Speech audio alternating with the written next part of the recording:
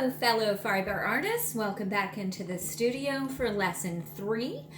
Today we are going to talk about going from all of the blocks and that we've cut to lay them all out. We've got them in order. Now what do? They're spread out all over your room.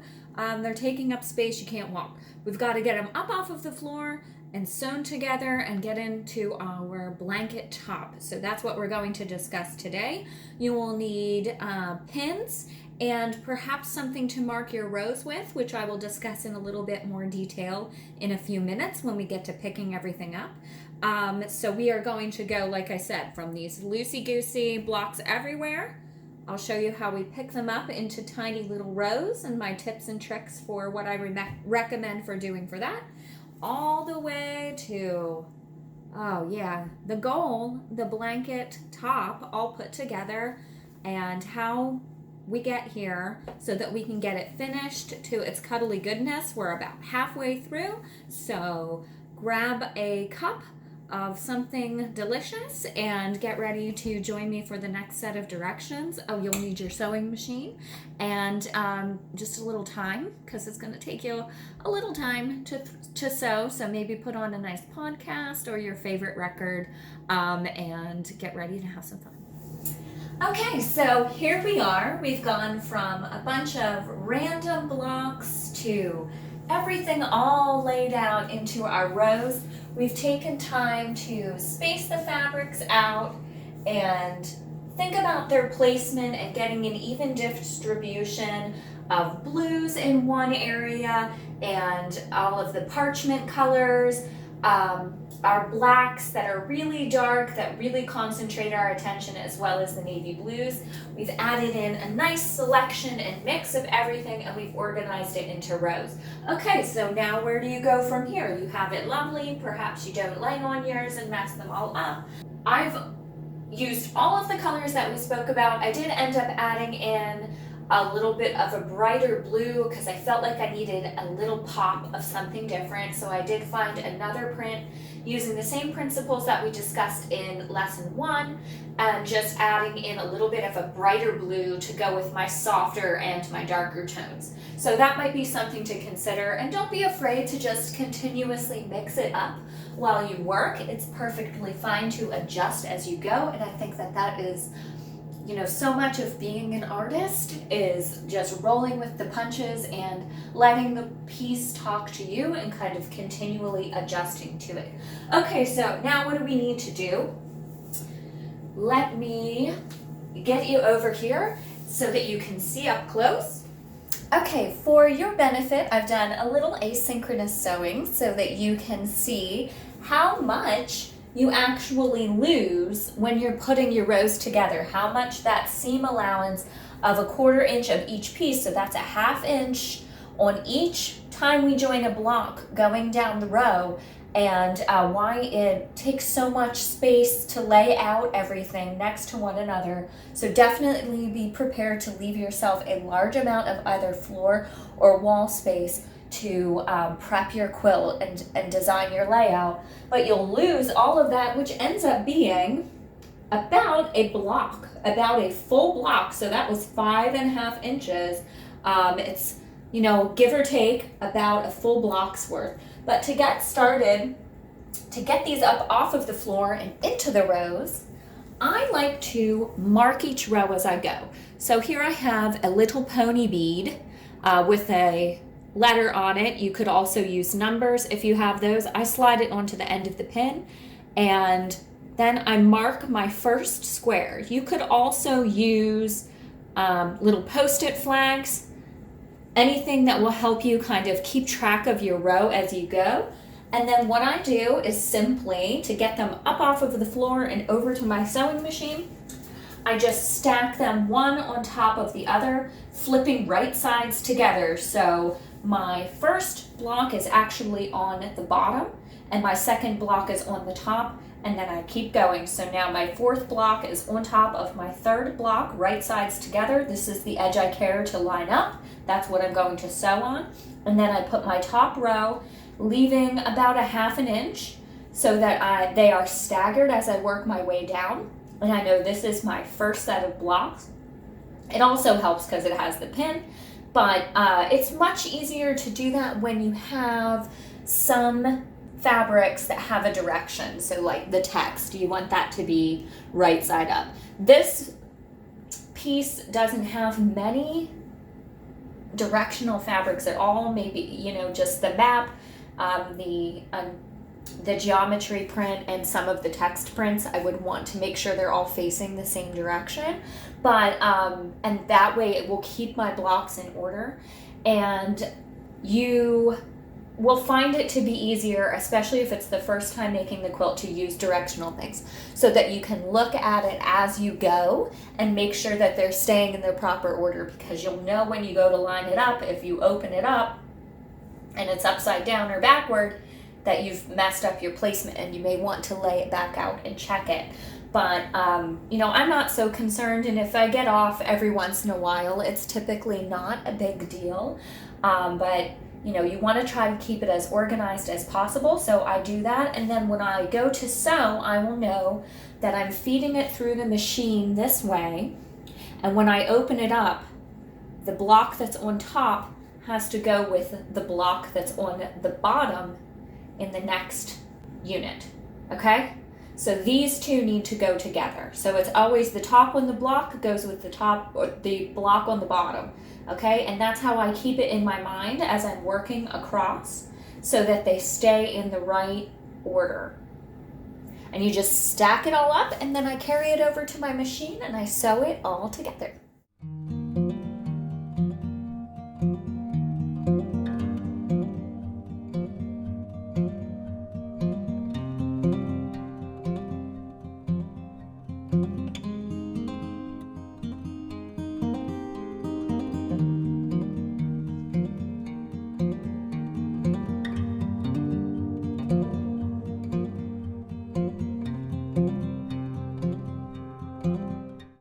Okay, to get started, once you have picked up your row off of the floor and we flip them on top of each other, now it really just is as simple as lining up the square next to it to the square next to it, basically. So we're just going to piece a 1/4 inch all the way, these sets of 2, and then we'll make sets of 4 and sets of 6 and so on until we get all the way to the end of our row. So I like to use a little marker pin, as I showed, and that helps me know which row goes to which once we start piecing.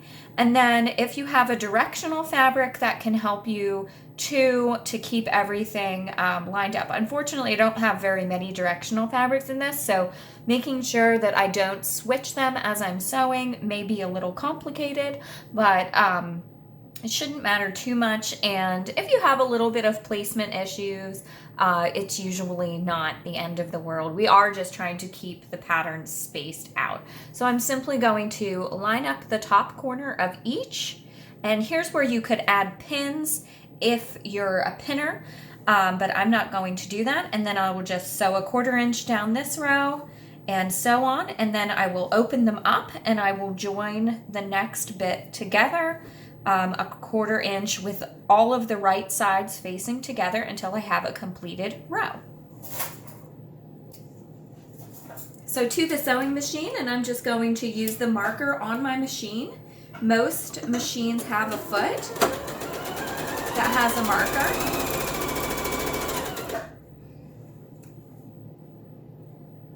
And I like to chain piece, so I will leave that one on. Chain piecing is just keeping them connected as you sew, so you have less thread waste. And it can also help keep things in order.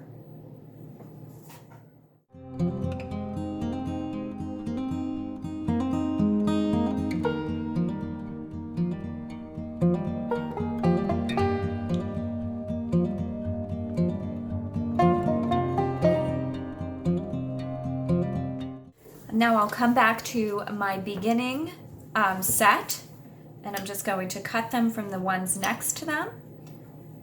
And I will open them up, and now I'll put right sides together of the next set and work my way from there.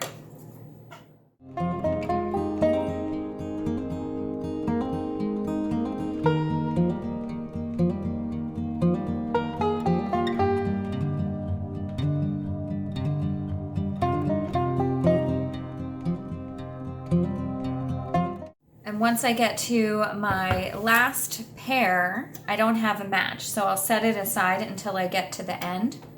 But now I have a grouping of 4 and a second grouping of 4. And I will attach those together, right sides together. And here's my last grouping of 4, and now I'll add the end grouping of 2 onto it.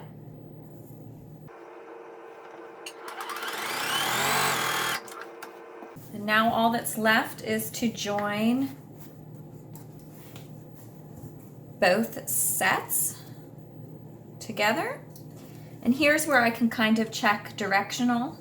If you have more directional fabric, because that's helpful, but I have a text directional on this end and I have a text directional here. So I want to make sure that they're facing the same way.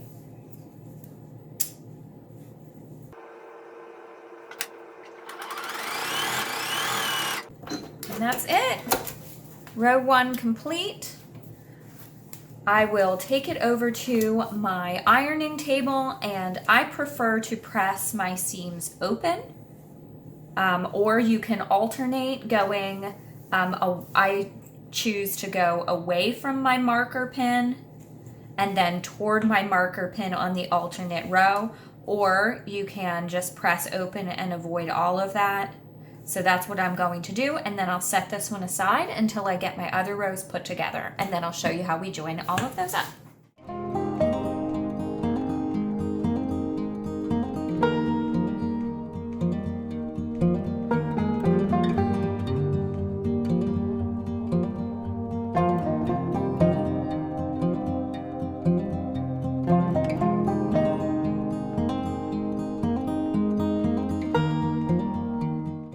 Okay, once you've gotten several rows together and you've pressed them either with seams alternating one way or just open so you don't have to worry about bulk and which way you were going, this is where the little marker pin comes in very handy.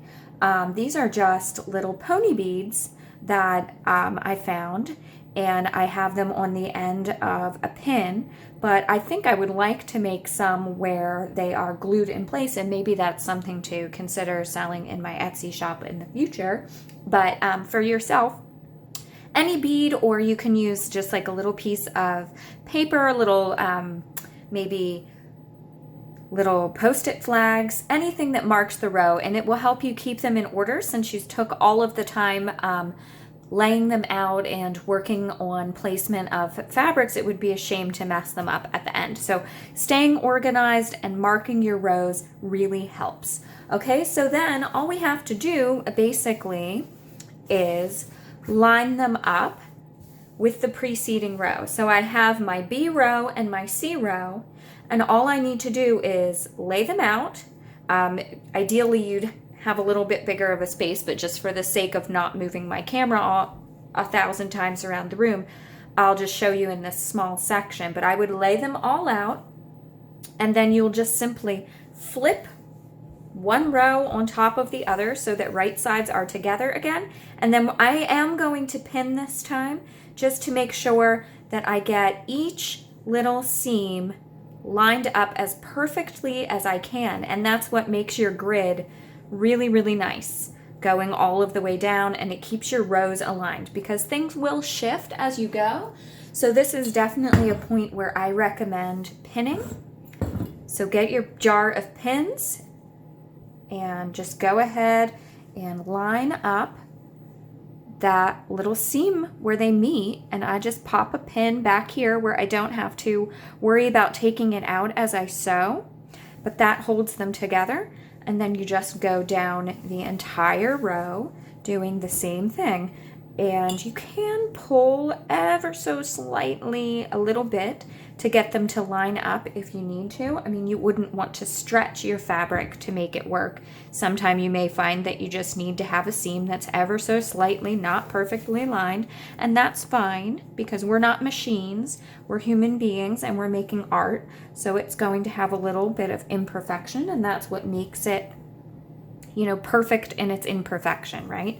So don't stress, but it is the point of a quilt to be very, you know, precise. So you do want to do your best, but don't stress, okay?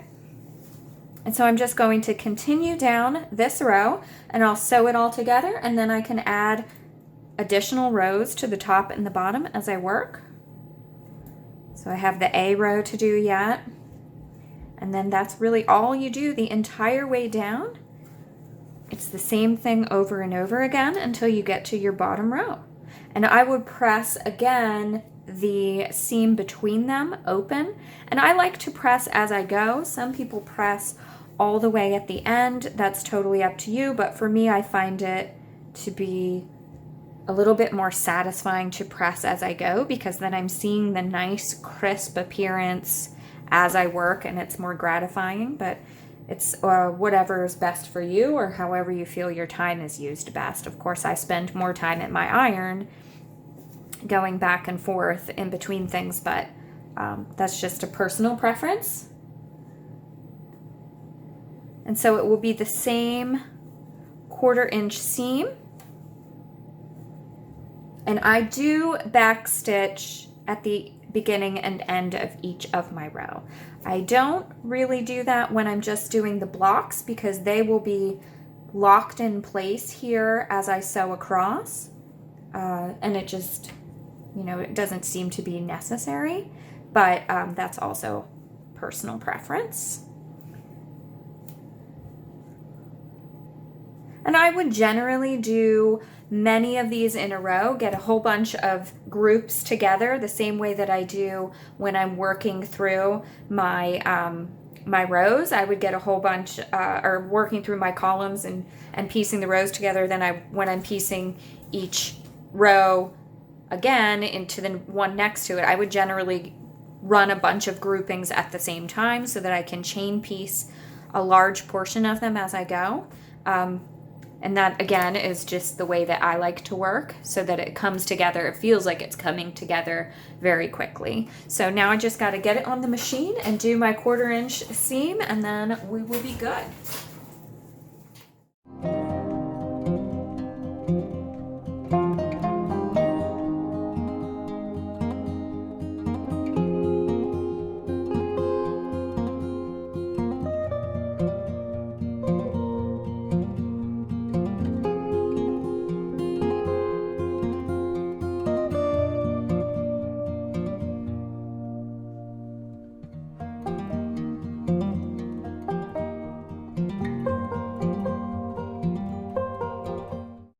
Now I have my B and C rows joined, and you can see the pins helped us get a nice crisp corner connection there in each of our blocks. And it's ready. I will just press the seam open and then work on all of the rest of the rows. And that is how a simple patchwork blanket top would come together. And I will show you as I get more.